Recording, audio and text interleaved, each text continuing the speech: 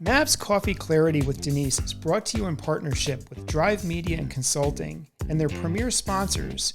Subscribe on your favorite streaming platforms and share. If you just found us, welcome. And if you're a regular, welcome back. Denise DiGrigoli has spent her life in the creative industries as an entrepreneur, helping people transform their visions into thriving businesses, working with individuals and teams to find their purpose and live their life vibrantly. On her pod, Denise delivers business intel and life hacks with wit and wisdom in short shots like a strong espresso with a solid sense of humor. Enjoy this episode of Mav's Coffee Clarity, and here's Mav. Good morning, my friend. Mav here from Western Mass at a roadside shanty. It's a beautiful sunny morning. There's still glistening dewdrops on the grass. I can hear the water fountain, occasional neighbor hammering something, cars going by, rogue donkeys running through the field. Kind of a cool place. Very peaceful, at least here. And I wanted to share something with you. I want to spill a couple of beans. You know, I'm taking things on the road. I've got my setup, my new wireless mic, so I want to hear from you if this even sounds any good. And, you know, when it's just me, Mav, on the short shot, it's about 15 minutes, so hang in there with me. What we're learning is you actually do, and I'm thankful for that. For those of you that are new to the podcast or the show, welcome. For those of you that are regulars, thanks for hanging in and listening for so long and sharing. But I got to tell you, this is what happened. Someone in my family, yes, and if you know, you know. Someone in my family called me a workaholic, and I was like, shot to the heart. But I thought to no buts yet. I thought to myself, well, what does that mean? Does it mean I'm not being present?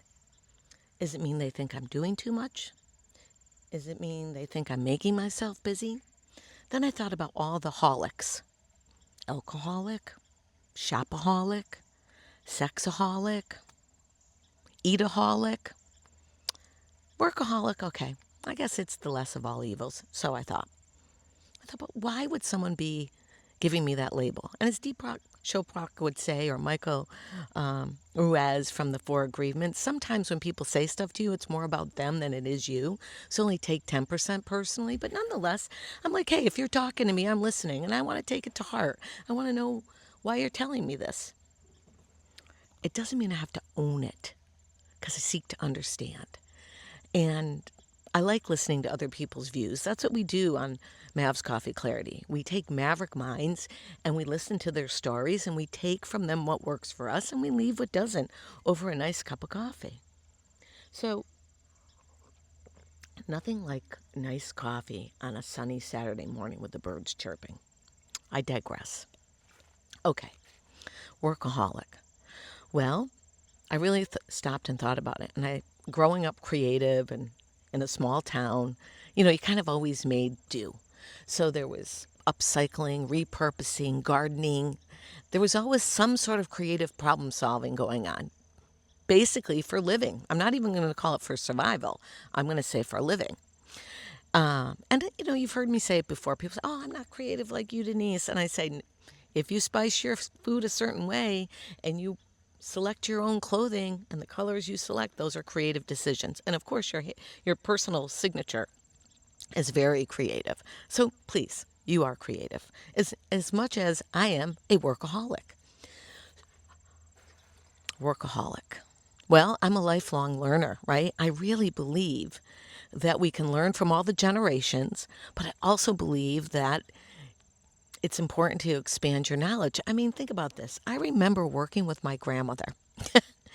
And I remember when she had to punch her gas gallons. She had a mobile gas station in the Berkshires. She had to punch numbers into an automated machine. This was high technology. Then I remember her face when we first showed her the fax machine. Now, some of you listening probably don't even remember a fax machine.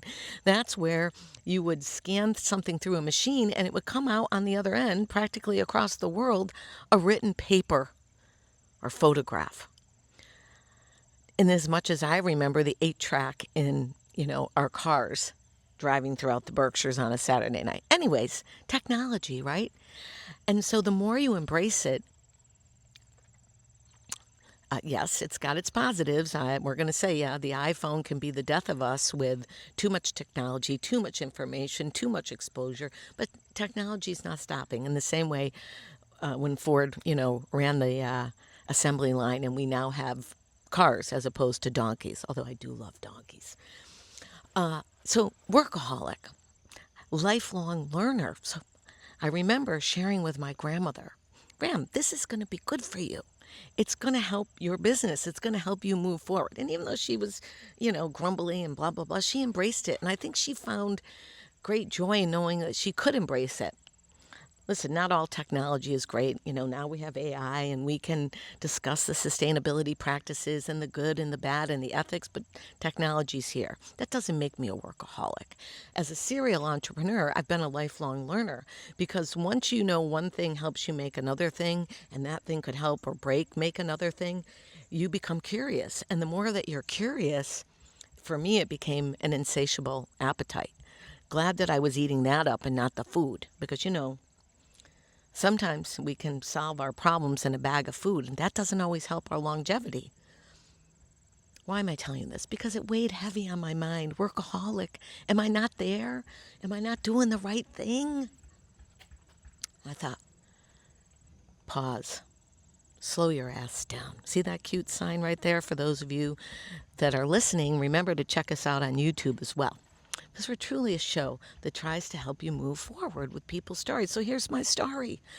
I was pining over it. I was like, oh my gosh, workaholic. I need, and I think we have that problem, especially as women. When we're over here working, we feel like we should be over there with family. And when we're over there with family, we feel like we should be over here being productive in our work or our professional pursuits. And it does make us a little jing-jangly, at least for me.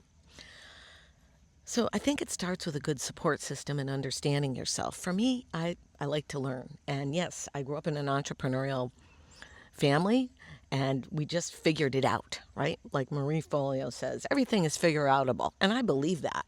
So I don't so much believe that I'm a workaholic. I don't see myself that way. The way I see myself is a creative person trying to figure it out to make my businesses run so that I can help other people do what they do best. That's what I really think it is. But then I had to tackle the thing with my family. And the comment was, you're just glued to that computer at 11 o'clock at night. Well, during the day, when I'm working in my business and I'm helping my clients succeed in their brand or their strategy or their sales communication or helping people get on stage, I'm doing that. I'm working. So after hours, I'm exploring. And some people read books. Some people go to the gym. Some people try a new recipe. Some people plan travel. All good. But for me, I've been diving in on how to make this podcast work. I've been diving in on learning the technology, which has been really fun. Look at these new crazy mics that I can take on the road so I can talk to people from no matter where I am. I have a great setup. You've seen it in my Fairfield studio, and you've seen it in my Western Mass studio, and you've seen me on location at the museum and at Erector Square with other artists. Now I got these little crazy mics. They seem to be doing a great job. No plug paid by Rodecaster Pro, but these are Rode wireless mics, and I love them, and I think they're working. So yeah, lifelong learner. Okay, maybe in some people's eyes, that's workaholic. Again, out of all the holics, I think it's the better choice, for me at least. And I wanted to bring that to the next step of lifelong learning. So what we're learning today is that not all people are the same.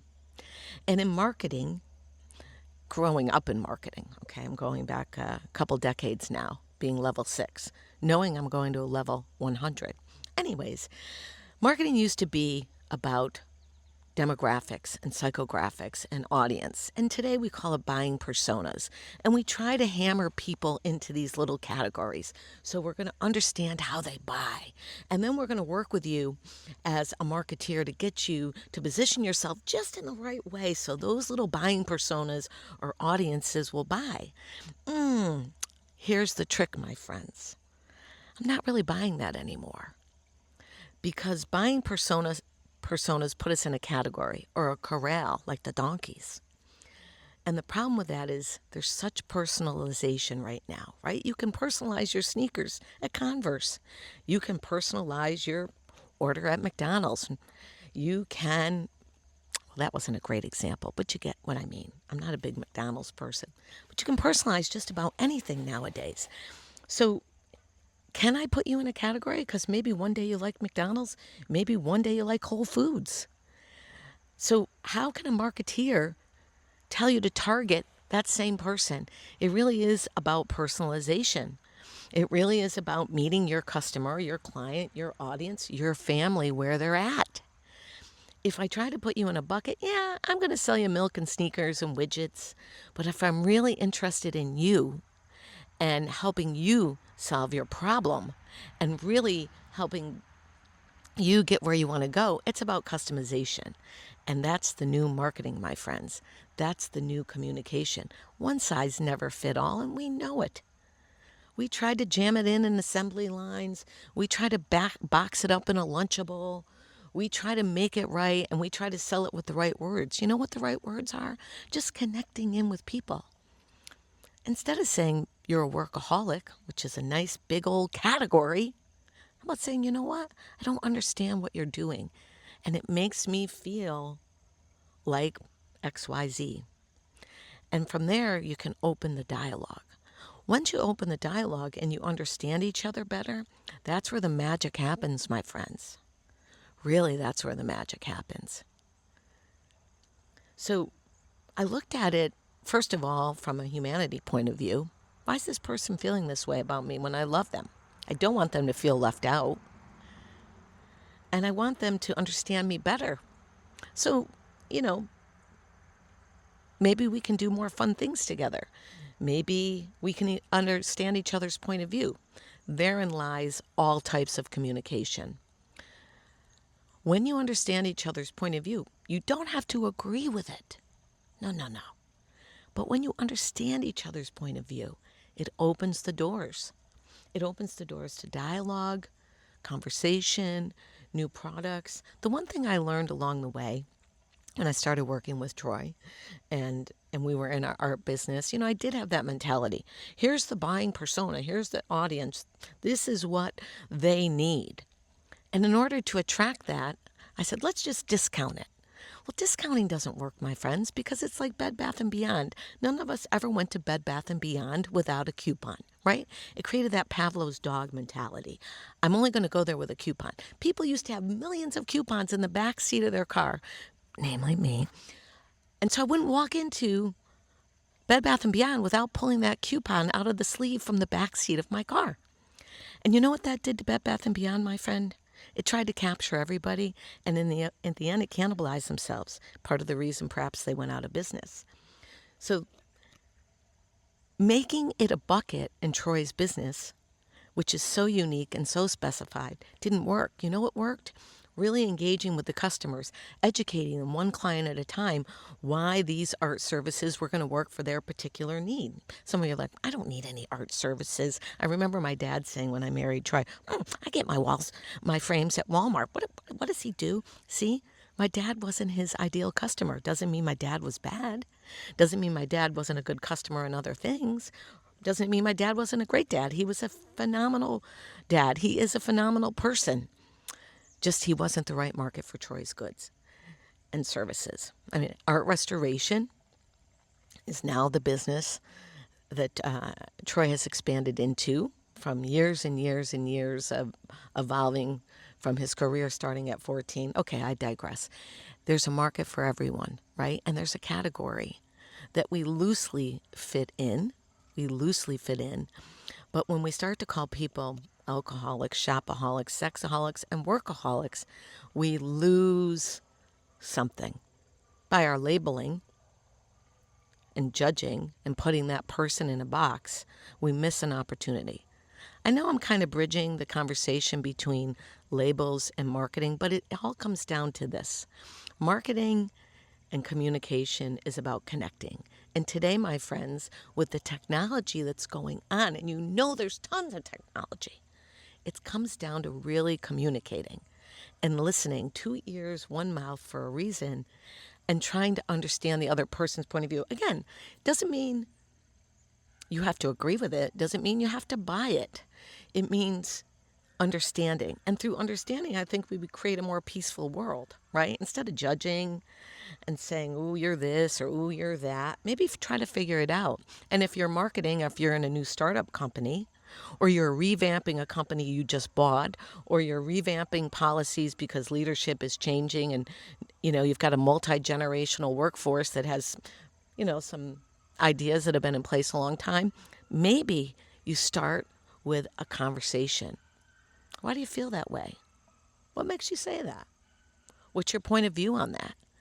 The trick when you're doing this is to listen, right? Because we all are ready to answer before you finish your sentence.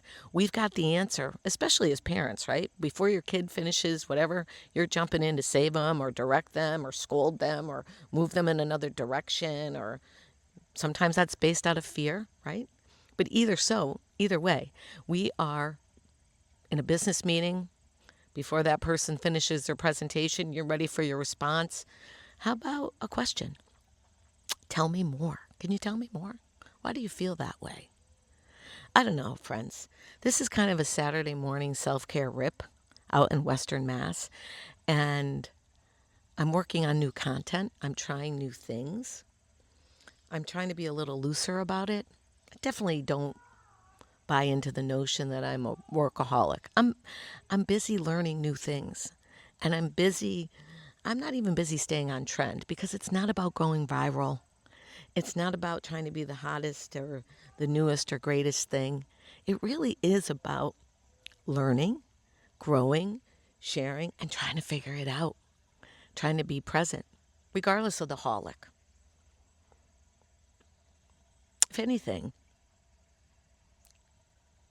I guess I don't know. How can I end it with you? I'm going to say this. Don't label anybody. Just ask more questions. And if you can't ask any questions, end with these two most spectacular words. Thank you. Thank you for sharing your ideas with me. Thank you for listening to me. Thank you for being you. And thank you for letting me know who you are. All right, peace out, my friends. I hope that you've enjoyed the roadside shanty show. Let's see how it goes. I'll see you next week.